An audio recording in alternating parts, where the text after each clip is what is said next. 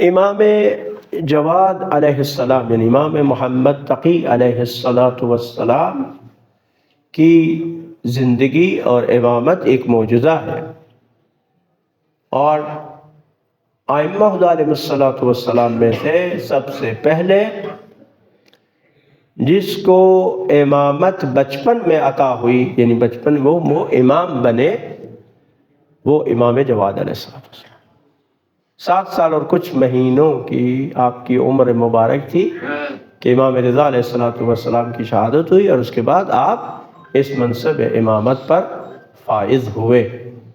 تو یہ خود ایک معجزہ تھا، اور اپنے بھی پرائے بھی سب اس بارے میں کچھ مشکوک تھے، لہذا امام علیہ السلام کا امتحان لیا گیا۔ کس ذریعے سے؟ علم کے ذریعے سے، چونکہ امام کی پہچان اس کا علم ہے۔ عصمت ہے، لیکن عصمت کا جو چیز ہے وہ سوائے خدا کے اور کوئی نہیں جانتا، نہ کوئی جان سکتا ہے۔ ایک ہستی معصوم ہے، اس کی عصمت خدا جانتا ہے، اس کا علم خدا کو ہے۔ ہاں، خدا ہمیں آگاہ فرماتا ہے کہ یہ معصوم ہے تو پھر ہمیں علم معصوم، وإلا ایک ہستی معصوم ہے، اس کا علم خدا کے علم اور آگاہی کے بغیر نہیں ہو سکتا۔ لیکن جو علم ہے، خود علم امامت کہ جو کہ امام کی پہچان ہے، وہ معلوم کر سکتے ہیں وہ، تو لہذا لوگوں نے سوالات کیے مختلف انداز سے، اور آپ نے اس اپنے بچپن میں بھی ایسے ان اطمینان کے ساتھ ان سوالوں کے جوابات دیے کہ جیسے ایک بہت کوئی متبحر عالم ان سوالوں کے جواب دیتا ہے، تو آپ ان سے بھی بڑے عالم تھے۔ تو یہ خود معجزہ ہے یہ امام کی زندگی کا، کہ ایک بچپن میں اس طرح سوالوں کے جواب دے، علمی سوالات کے امام جو ہے جواب دے، یہ خود معجزہ ہے۔ اور بچپنے میں آپ کا منصب امامت پر فائز ہونا، یہ بھی آپ کا معجزہ ہے۔ یہاں اور بہت سارے معجزات ہیں، حتیٰ خود مامون رشید نے اپنی بیٹی کا جو رشتہ دیا امام جواد علیہ السلام کو، 8 سال کی عمر میں شادی کی، تو جب عباسیوں نے اعتراضات کیے تو اس نے بھی اسی علم کے ذریعے سے امام کی برتری کو ثابت کیا۔ یعنی اس دربار میں امام علیہ السلام کا علمی امتحان ہوا، اور امام علیہ السلام سرخرو ہوئے، اور جو دشمن تھا، جو سوال کرنے والا تھا، اب وہ اتنا مبہوت ہوا کہ اس کو منہ چھپانے کی جگہ نہیں ملتی تھی۔ ٹھیک ہے، یحییٰ بن اقسم جو اس وقت قاضی القضاۃ تھا، وہ ایک تفصیلی واقعہ ہے کہ جس میں امام علیہ السلام نے اس کے سوالوں کے جواب دیا۔ تو امام کی زندگی معجزہ ہے۔ اب یہاں پر ایک واقعہ آپ کی خدمت میں عرض کرتے ہیں کہ جو امامت پر ایمان رکھتے ہیں، کس قدر ان کا ایمان پختہ ہوتا ہے، اور امام کی شان اور امام کی منزلت کیا ہے۔ یہاں پر امام کی سخاوت کے بھی، چونکہ امام کا لقب ہی جواد ہے، جواد جود سے، یعنی جو بہت زیادہ سخی ہو اس کو جواد کہتے ہیں۔ تو امام جواد علیہ السلام، ان کو لقب ہے جواد الائمہ، یعنی تمام ائموں میں سے جو جواد ہے، اماموں میں سے جو سب سے زیادہ سخی ہے، وہ کیا ہے؟ حضرت تقی علیہ السلام ہے۔ ہمارے لاکھوں کروڑوں درود و سلام ہو اس امام پر۔ تو ایک چھوٹی سی، ایک احمد بن حدید ایک گروہ کے ساتھ، جماعت کے ساتھ، جیسے قافلے کے ساتھ کیا ہے، وہ حج پر گئے، تو معمولاً جو لوگ تھے ادھر سے جاتے تھے تو وہ مدینہ پہلے جاتے تھے، پھر آگے مکہ کی طرف جاتے تھے۔ تو راستے میں ڈاکوؤں نے ان سب کا مال و اسباب لوٹ لیا، تو مدینہ پہنچے تو امام تقی علیہ السلام سے انہوں نے اس کا ذکر کیا کہ ہم تو لوٹے گئے ہیں، ہمارا تو کچھ نہیں بچا۔ تو امام نے ایک تھیلی لانے کا حکم دیا، گھر سے تھیلی لا، امام نے کہا یہ سب میں تقسیم کر دوں، قافلے میں جتنے بھی لوگ تھے کہا ان میں تقسیم کر دوں۔ اب کہتے ہیں کہ جب وہ مال تقسیم کیا گیا تو وہ بالکل اتنا ہی مال تھا جو ان کا لوٹا گیا تھا۔ یہ خود معجزہ امام کی، ایک تو سخاوت کہ ان سب کو امام نے، ان کا جو پریشانی تھی، غم تھا کہ اب آگے حج کے لیے کیسے جائیں گے، امام نے ان کی پریشانی کو دور کیا، اور دوسرا یہ کہ اتنا ہی مال دے جتنا ان کو ضرورت تھی۔ یہ خود آپ کے علم الہی کے ہونے پر یہ چیز جو ہے وہ دلالت کرتی ہے اور مشاہدہ کرتی ہے۔ اب یہ کہ امام کی جو شرافت ہے، بزرگی ہے، عزت ہے جو خدا نے عطا کیا ائمہ علیہ الصلوۃ والسلام کو، اس کا ایک واقعہ، علی بن جعفر، یہ امام جعفر صادق علیہ السلام کے بیٹے ہیں، امام موسیٰ کاظم علیہ السلام کے بھائی ہیں، امام رضا علیہ الصلوۃ والسلام کے چچا ہیں، اور امام تقی علیہ السلام کے گویا دادا کی جگہ پر ہے، دادا کے بھائی ہیں۔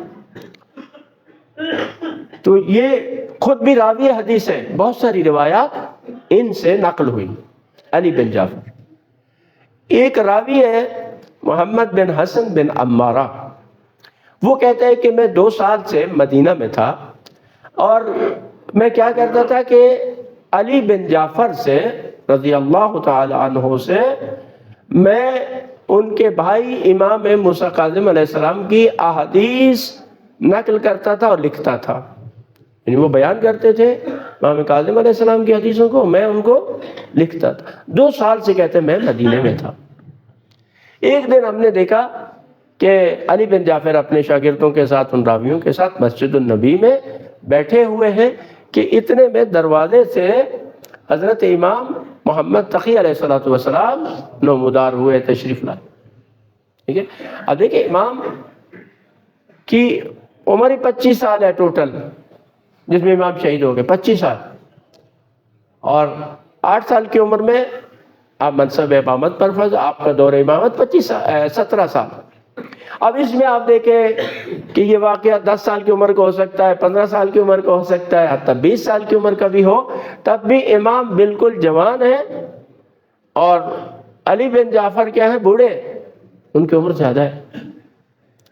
تو یہ راوی کہتا ہے کہ جو ہی اس نے امام محمد تقی علیہ السلام کو دروازے سے داخل ہوئے دیکھا، کہتے ہیں بغیر جوتے کے اور بغیر عبا کے، کیونکہ عرب آپ کو پتہ ہے کہ یہ عبا ان کے لباس کا ایک جز ہے، اور جو شرفا لوگ ہیں، قبیلے کے سردار ہیں یا وہ، یعنی وہ اس عبا کو پہنتے۔ تو وہ کہتا ہے کہ یعنی اس نے عبا بھی نہیں سنبھالی اور جوتا بھی نہیں پہنا، بغیر جوتے کے اور بغیر عبا کے دوڑتے ہوئے گئے امام تقی علیہ السلام کے پاس، جا کر ان کو سلام کیا اور ان کے ہاتھ چومے، اور بعد میں ہے کہ انہوں نے جوتے ان کے ٹھیک کیے امام جواد علیہ السلام کے، اور پھر کھڑے تھے امام جواد علیہ السلام، فرماتے چچا جان آپ تشریف رکھیے۔ تو یہ نہایت ادب سے جھک کے کہتے ہیں کہ یہ کیسے ہو سکتا ہے کہ آپ کھڑے ہوں اور میں بیٹھ جاؤں، یہ ادب ہے بڑوں کے سامنے، یعنی جو بزرگی میں، کمال میں، علم میں، تقوی میں بڑے ہوں۔ کہا کہ یہ نہیں ہو سکتا۔ کیا ہوا، پھر امام کوئی دیر بعد تشریف لے گئے، تو یہ واپس اپنے شاگردوں کے پاس آئے، ان لوگوں کے پاس جن کے درمیان بیٹھے ہوئے تھے۔ تو لوگوں نے کہا کہ آپ بزرگ ہیں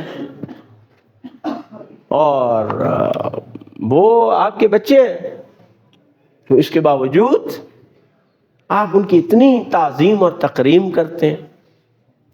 تو علی بن جعفر نے جذبہ ایمانی سے سرشار ہو کر کہا، اور اپنی داڑھی کو، سفید داڑھی تھی، مٹھی میں پکڑ کر کہا کہ خاموش رہو، کہ جب اللہ نے میری اس بزرگی کو اس قابل نہیں سمجھا کہ وہ مجھے امامت دے، اور اللہ نے اس بچے کو اس قابل سمجھا ہے کہ اللہ اسے اپنا کیا ہے، امام بنائے، اور یہ امامت کو اس کے مقام پر رکھا ہے، تو میں تمہاری ان باتوں سے اللہ کی پناہ چاہتا ہوں۔ یہ تم کیا کہہ رہے ہو، یعنی میں پناہ چاہتا ہوں اس طرح کی باتوں سے۔ کہا میں تو ان کا غلام ہوں، یعنی جو امامت پر عقیدہ رکھتے ہیں پھر وہ اس طرح سے۔ آخر میں امام تقی علیہ السلام کا ایک فرمان ہے، تو اس سے بھی استفادہ کریں۔ امام فرماتے ہیں جو شخص اللہ تعالیٰ پر توکل کرتا ہے، بھروسہ کرتا ہے، اللہ تعالیٰ اسے خوشحال کرتا ہے، خوشی دیتا ہے۔ جو شخص اللہ تعالیٰ پر بھروسہ کرتا ہے، اللہ تعالیٰ اسے مصیبت سے بچاتا ہے۔ اور فرمایا کہ یہ توکل علی اللہ ایک ایسا قلعہ ہے جس میں سوائے مومن کے اور کوئی داخل ہو ہی نہیں سکتا، یعنی جس کا اللہ پر ایمان ہوگا وہی اللہ پر بھروسہ کرے گا، جس پر اللہ پر ایمان نہیں ہے، اللہ پر ایمان ہے تو کمزور ہے، وہ کبھی خدا پر بھروسہ نہیں کرے گا، وہ کہے گا خدا میرا کیا کر سکتا ہے، نعوذ باللہ۔ فرمایا کہ خدا پر توکل برائی سے بچنے کا ذریعہ اور ہر دشمن سے حفاظت کا ذریعہ ہے۔ قرآن مجید میں ہے وَمَن يَتَوَكَّلْ عَلَى اللَّهِ فَهُوَ حَسْبُهُ، جو اللہ پر بھروسہ کرتا ہے، توکل کرتا ہے، اللہ ہی اس کے لیے کافی ہوتا ہے، اس کے سب کام سنور جاتے ہیں۔ اور ہم خدا کے علاوہ باقی سب پر بھروسہ کرتے ہیں، اس لیے ہم زندگی میں ناکام رہتے ہیں۔ خدا پر ہم بھروسہ کریں، انشاءاللہ تعالی ہمارے تمام کام درست ہو جائیں گے، مصیبتیں دور ہوں گی، اور ہر مصیبت سے، مشکل سے، دشمنوں سے خداوند متعال ہماری حفاظت فرمائے گا۔